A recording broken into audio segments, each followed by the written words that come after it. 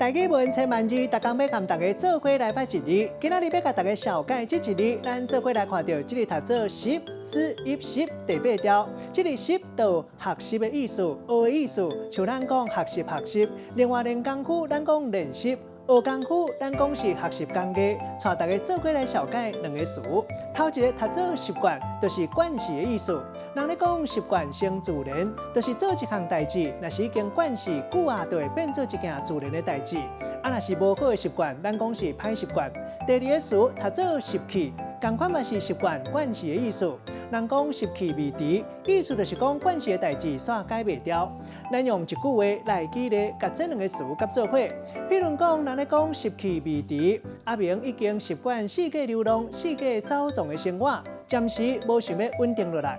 今仔日小解这一日读做10，提供予大家参考。